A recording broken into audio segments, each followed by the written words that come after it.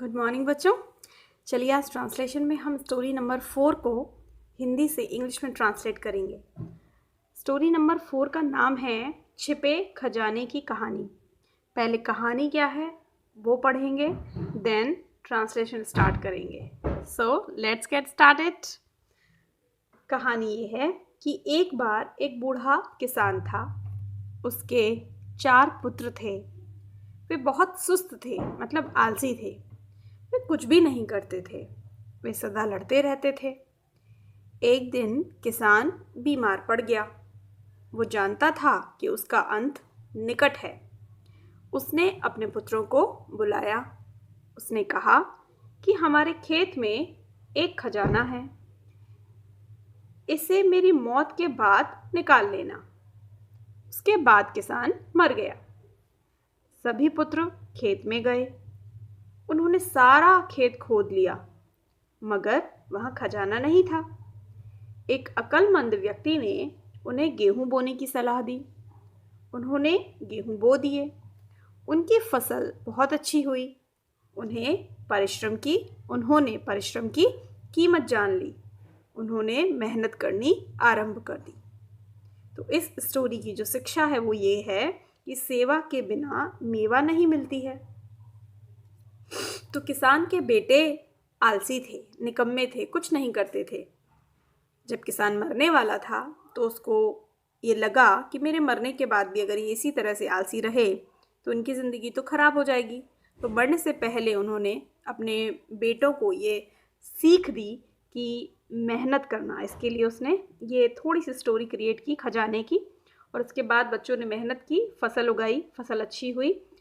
तो उसके बाद उनको समझ में आया कि मेहनत करने से चूकना नहीं चाहिए। अगर आप किसी को पाना चाहते हैं, कोई चीज़ पाना चाहते हैं, कुछ हासिल करना चाहते हैं तो हार्ड वर्क तो करना पड़ेगा। तो इसलिए कहा गया है कि सेवा के बिना मेवा नहीं मिलती है। ठीक है, ये छोटी सी स्टोरी है जिसमें छोटे छोटे सेंटेंसेस हैं। सेंटेंसेस आपके अकॉर्डिंग लिखे गए हैं बच्चों। चाहें तो हम इस स्टोरी को बहुत बड़ा भी बना सकते हैं, सेंटेंस को मुश्किल भी बना सकते हैं, लेकिन स्टोरी को ट्रांसलेट करने के लिए सेंटेंस को बहुत छोटा छोटा फ्रेम दिया गया है, जिससे कि आपको कोई तकलीफ ना हो, आपको कोई परेशानी ना हो और आप इजीली उसको ट्रांसलेट कर सकें। लेकिन जैसा कि मैं हमेशा कहती हूँ, मैं ट्रांसलेशन लिख कर नहीं सिखाऊंगी। आपको हिंदी पढ़नी है और उसी टाइम आपको उसका इंग्लिश सेंटेंस जो होगा वो सोचना है और मेरे साथ बोलना है। ठीक है, चलिए स्टार्ट करते हैं। सबसे पहले देखिए, एक बार एक बूढ़ा किसान था। तो एक बार की इंग्लिश होती है वंस। एक बूढ़ा किसान था। There was an old farmer. Old के साथ आर्टिकल एन यूज करेंगे, इसको मत भूलिएगा। ठीक है, तो one day there was an old farmer. उसके 4 पुत्र थे। तो ही हैड 4 सन्स। उसके 4 पुत्र थे। He had 4 sons. वे बहुत सुस्त थे। They were very lazy. सुस्त की इंग्लिश क्या होती है? Lazy. They were very lazy. वे कुछ भी नहीं करते थे। They did nothing. ठीक है, या इसको ऐसे भी बना सकते हैं, they did not do anything. Past indefinite है ना, तो पास्ट इंडेफिनिट के अकॉर्डिंग ही बनाएंगे। नेगेटिव में डिड लगाते हैं, तो they did not do anything या दे डिड नथिंग। वे सदा लड़ते रहते थे, ये भी पास्ट इंडेफिनिट है। तो दे ऑलवेज क्वेरल्ड। QUARRELLED।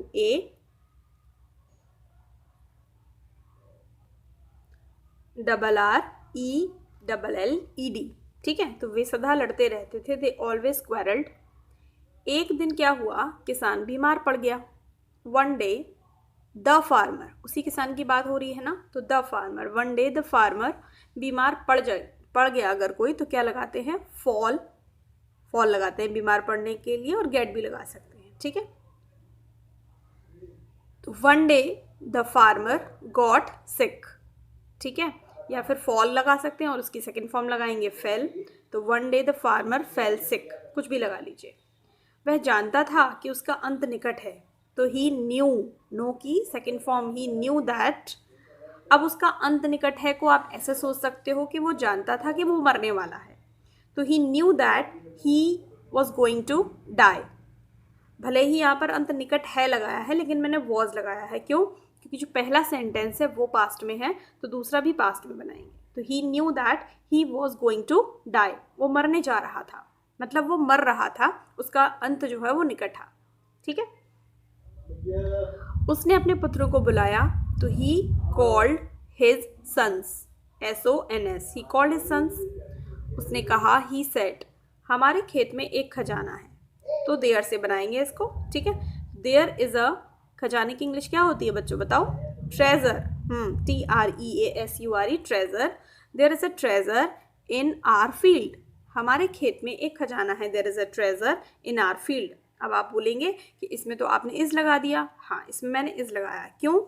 क्योंकि ये सेंटेंस मैंने यहाँ से ब्रेक कर दिया है। उसने कहा, ही सेड, फिर उसके बाद कॉमा, इन्वर्टेड कॉमा, या फिर आप ये जो हाइफन लगा रहे हैं इससे भी आप बता सकते हैं। ठीक है।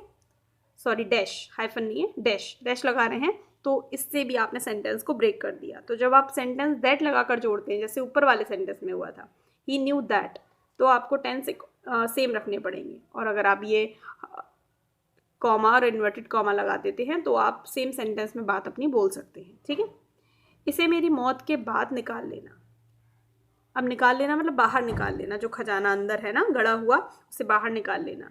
तो ये इंपरेटिव है, take it out, take it out, बाहर निकाल लेना। After my death, take it out after my death, उसने ये बोल दिया। आफ्टर दैट यानी कि तब, या देन भी लगा सकते हैं। किसान मर गया, the farmer died, DIED, die की सेकेंड फॉर्म डाइड। पुत्र खेत में गया, अब सभी पुत्र खेत में गए होंगे, एक तो नहीं गया होगा, तो ऑल सन्स लगाएंगे यहाँ पर। All sons went to the field. ठीक है। या sons went to the field, पुत्र खेत में गए। उन्होंने सारा खेत खोद दिया, तो दे, अब यहाँ खोदने की इंग्लिश होती है डिग, उसकी सेकेंड फॉर्म डग, तो दे डग द होल फील्ड। सारा खेत का मतलब होल, कंप्लीट। ठीक है। तो होल वर्ड इसके लिए लगाएंगे, they dug the whole field. मगर वहाँ खजाना नहीं था, but there was not any treasure there.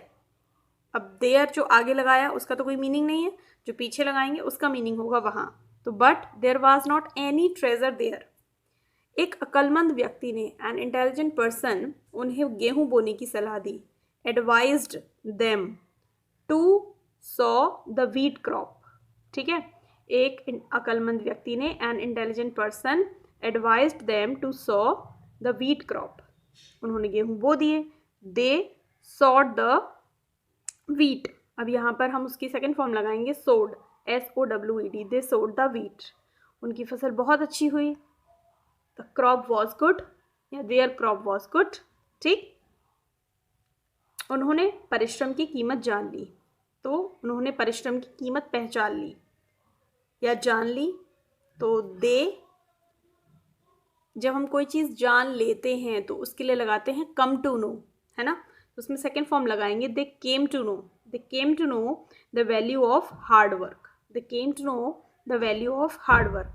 उन्होंने मेहनत करनी आरंभ कर दी, and they started doing hard work, they started, आरंभ कर दी, they started doing hard work.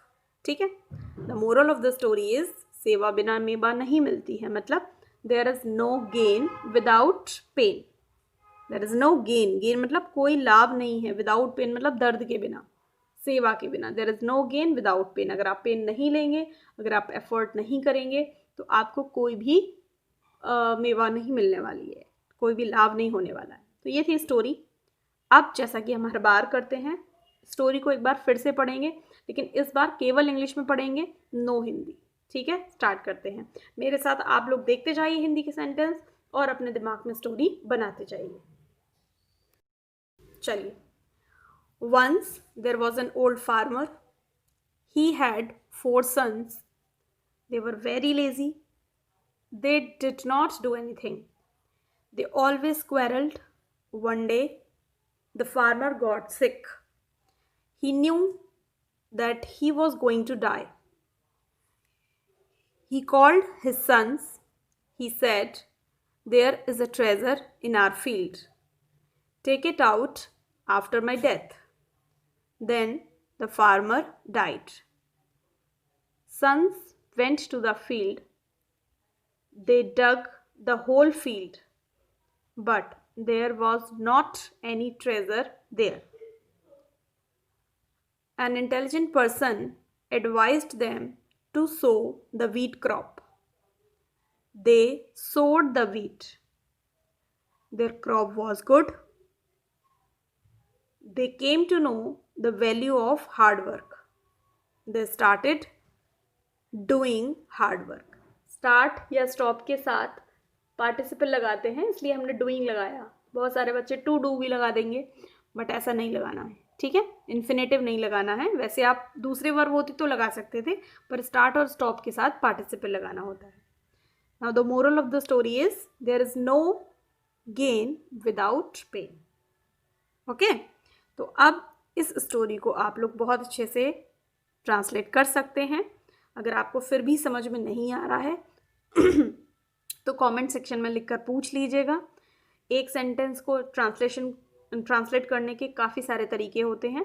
तो जो तरीका अभी हमने यहाँ पर डिस्कस किया है, ज़रूरी नहीं है कि आपको कोई और बताए तो वैसे ही बताए. तो कोई और सेंटेंस भी अगर फिट होता है तो वहाँ वो ठीक ही होगा, ठीक है. तो इतना स्कोप लेकर चलते हैं, एकदम हम चिपक कर नहीं बैठ जाते हैं कि नहीं ये सेंटेंस है तो उसको ऐसे ट्रांसलेट करना है. ऐसा कुछ नहीं होता है. अगर आपके घर में कोई इंग्लिश जानते हैं, पढ़ाते हैं आपको, तो आप उनकी बात भी सुन सकते हैं, ठीक है. कोई डाउट होता है तो आप मुझसे पूछ सकते हैं, कोई प्रॉब्लम नहीं है.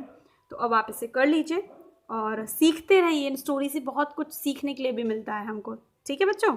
तो अब नेक्स्ट वीडियो में नेक्स्ट स्टोरी के साथ फिर से मिलेंगे. Till then take care of yourself. Bye bye.